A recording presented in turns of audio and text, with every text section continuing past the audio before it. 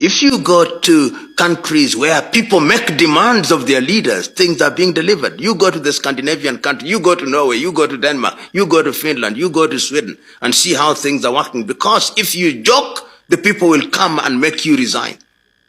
But here, a person steals, and we say we know he is a thief, but he is our thief. How can a country grow?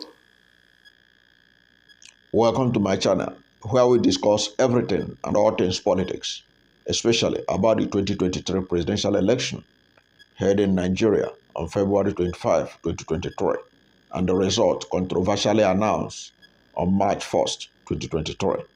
And that controversial result produced Bola Ahmed Tinubu as the president of Nigeria. And that result is being challenged right now at the Supreme Court of Nigeria, the highest court in the land. And it is now up to the highest court in the land to tell Nigerians who actually won the election. Now, you saw Professor Patrice Lumumba, the legendary Professor Lumumba, where he was talking about the bane of Africa. How that when we know a thief, we know that a person is a thief, but it is okay because it is our own thief. Our brother is the thief. And what he says resonates so well with me because I have observed it so much in Nigeria. Let me give you a typical example. Do you know that in this country, there are those who believe that former head of state of Nigeria, late General Sani Abacha, there are many who believe that he was not a thief. Do you know that even the last former president of Nigeria, Muhammadu Buhari, never believed that Abacha was a thief, despite the fact that Abacha had the European banks and American banks have returned over $5 billion linked to Abacha, returned it to the federal government of Nigeria. They have returned significant amount of that total under Buhari's administration. But Buhari, in his heart of heart, he believed that Abacha was not a thief. He has defended Abacha severally. When he talked about corruption under his administration, of course, unlike this present administration, it was that Buhari was mouthing corruption, at least so that people can hear it and know that corruption is evil. Unlike now, where everybody is silent over corruption, and it's understandable. Because the person now, the president, never campaigned under the platform of fighting corruption. There's no time this administration, from the beginning of the campaign to the end, where they say they will fight corruption. But Nigerians understand. They never expected them to fight corruption. The presidential candidate in 2023 that Nigerians expected to fight corruption, and who said he will fight corruption, he will plug the loopholes, and he will not steal, but others will not steal. Because he will not steal, others will not steal, was Peter Obi of the Labour Party. So many people who consider themselves brothers of Abacha, they were so vehement that Abacha was not a thief, including Buhari. In fact, it got to the level where some of my professional colleagues who are from Abacha's side of the country, they were telling me that what Abacha did was saving money for Nigeria. I said, are you all right? They say, yes, Abacha was saving money for Nigeria. He was saving money. I said, come on. How can an educated person be talking like this? That Abacha, this loot that they are being that are being returned from United States, from European banks, over 50 banks have returned money from Abacha. Now you are telling me that at your level of education, that Abacha was saving money for Nigeria, that he didn't steal the money. But how I used to do, shut them up. I will remind them that the Abacha family took federal government to court, saying that the money that was being returned was their father's money, that their father legitimately earned those money, that it doesn't belong to federal government of Nigeria. I say, are you aware? I used to ask them, are you aware that they took federal government to court? You can go and read Abacha, Mohammed Abacha for the federal government of Nigeria. People should go and read some of those judgments. Abacha family took federal government to court, saying that the money that Obasanjo was returning from America as Abacha loot was their father's money. And these are humongous amounts that if their father was being paid $50,000 since their father entered monthly, since their father entered the military until the day he died, he couldn't have generated such an amount. But the family went and filed a suit in foreign land challenging the right of Nigeria to get the money back. And Obasanjo, if you listen to Obasanjo or read his memoir, you find out that Obasanjo said that one of the most difficult decisions he made was allowing the Abacha family to get $100 million. Because he got to the stage that the Abacha family, with their lawyers, they wanted to block Nigeria from getting any money. So Obasanjo said that he had to, reach an agreement with them, sort of to allow them get part of the money, so that federal government can be allowed to get the rest. He said that it was one of the most difficult decisions that they had to make, allowing the Abacha family to get about $100 million. And because Obasanjo, do you know what Obasanjo was fighting against? He was fighting against the kind of problem that the Philippines had with the Marcos family. When Marcos died and they wanted to get money out of the money that Marcos stole from Philippines, Imelda Marcos, the wife, they took the Philippine government to court, and the thing dragged in the court for over 20 years. And anything can happen within that 20 years. So Obasanjo didn't want a thing like that to happen to Nigeria. So Obasanjo had to concede to release part of the money to the Abacha family so that Nigeria can get the rest. That was what I used to remind those who said that Abacha was saving money. These are people behaving with the mentality that Professor Lumumba was talking about. Because it's our brother, let us cover him up. We know our brother is a thief, but he's our brother. Those who were shouting about election rigging in the past, they are no longer shouting. Because why are they no longer shouting about election rigging? Why are they not on the street anymore? Why are the pulpits silent? Because the election thief, let's borrow from Patrick Lumumba, is our brother, is our own. And Lumumba is asking, how can Africa develop? How can Africa grow? How can Africa compare? How can Africa compete with this mindset? How come that Africans celebrate corruption, celebrate election riggers, celebrate dictators, celebrate impunity? Those who were against forgery before, they don't complain against forgery because their brother is the forger.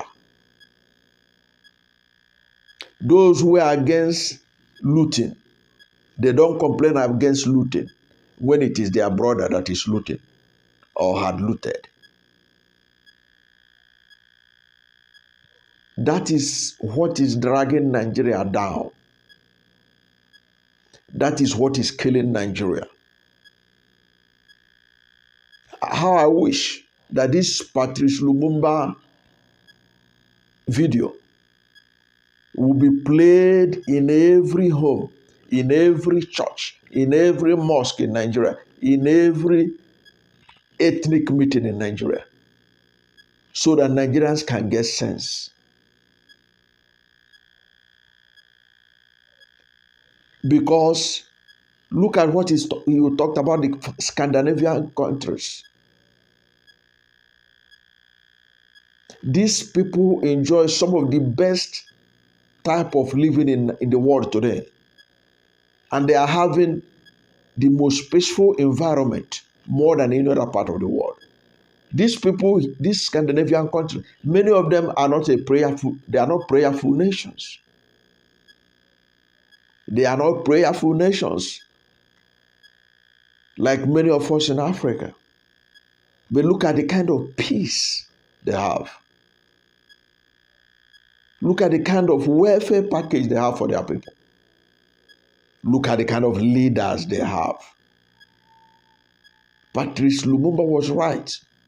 They cannot tolerate rubbish that we tolerate in Africa. In fact, we are living in Africa where those who are calling out leaders that ought to be called out are being mocked. If you talk, they will tell you your people from your area will never be president. That is their own defense. That is their own defense. As long as their brother is there, he has stolen mandates, has stolen money, and he stopped there. They tell you, their brother is there. Only they can produce president. Yet, despite producing the president, what difference had the presidency done in the life of the people from the president's past? Yes, the president is our brother. What has he brought to us? Muhammadu Buhari was president for 8 years. Yet, Katsina, his home state, was one of the most insecure part of Nigeria. In fact, in Katsina State, over 12 local governments, when Buhari was president, were literally under the control of bandits. Now, as I talk to you, recently the new governor of Katsina State, launched a security outfit. Interestingly, Buhari was there for the inauguration. The former president, he was there. And he listened to the governor of his state saying that over 24 local government area in Katsina are having serious security challenges. And what is happening in Katsina is also happening in other northwest states. Yet the northwest zone produced a president for 8 years. So what is it about? What is it about that when your brother is the thief and they call out your brother, you say, yes, we know our brother is a thief, but he's our brother. Let him stay there. It's our turn. When you reach your turn, you can steal. When you reach your turn, you can do as you like. When you reach your turn, you can do your own nepotism. Those who promoted nepotism under Buhari, now they have to shut up. They can't complain. Because even if you accuse, they don't have the mouth to accuse Tinubu now of nepotism. Because Tinubu is only following the footsteps of their own brother. Because it is now the turn of our brother. Those who claim that Tinubu is their own. It is now our turn. Our brother may not get it right, but he is still our brother. Let the country move ahead with whatever he has to offer. How can Africa develop with a mindset like this? I saw this Patrice Lumumba video and it just occurred to me that this man is indeed talking to Nigerians. But can we have the sense to do the right thing? Can we have the sense to know that what is dragging Nigeria backward is poor leadership? And that if this country does the right thing by electing the right set of people, and those in charge of the institution allow the will of the people to prevail, then Nigeria could become like the Scandinavian countries that Patrice Lumumba is talking about. It is possible. We have men of character, men of integrity, who will not steal Nigeria's money, who will not operate under impunity, who will act under the rule of law. Today we are having silent voices, the voices that used to be vociferous, the voices that used to be very vocal. They are too silent, too quiet, as if they are not in the country, Nigeria. They are. The only reason why they are quiet is because the thief is our brother. The only reason why they are quiet is because the impunity is done by one of us. Impunity is okay now. Things that they will not tolerate under Jonathan, they can tolerate it now.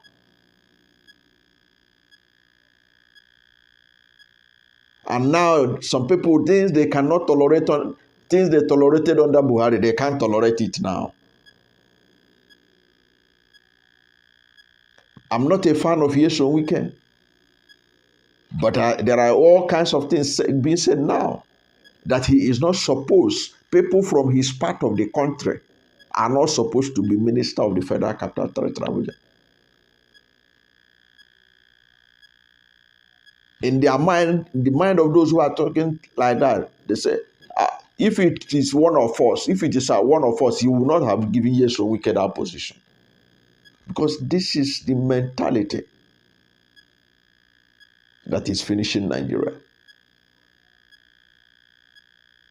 To be frank with you, I don't give a damn about Yeso Wicked, whether it's FCT minister or not. But it just to link it with what Patrice Lumumba is talking about. We have this sense of entitlement when it is our turn. Let nobody try to tell us to do the right thing. Let us do it in our own way.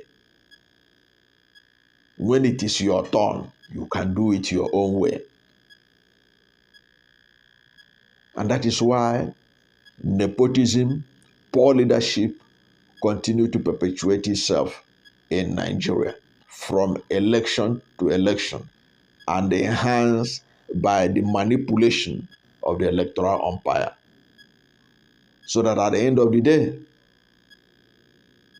the one that was able to do the needful and hijack the electoral institution emerges the winner and is being celebrated, democratically elected. And at the end of the day, the country is paying the price for poor leadership. And Nigeria remains the poverty capital of the world.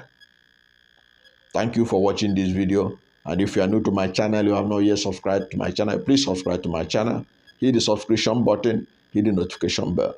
When you subscribe to my channel and hit the notification bell, anytime I have a new video, you'll be among the first to know. God bless you. And please don't forget to like this video, because when you like it, Google will rank it high and recommend it for more people.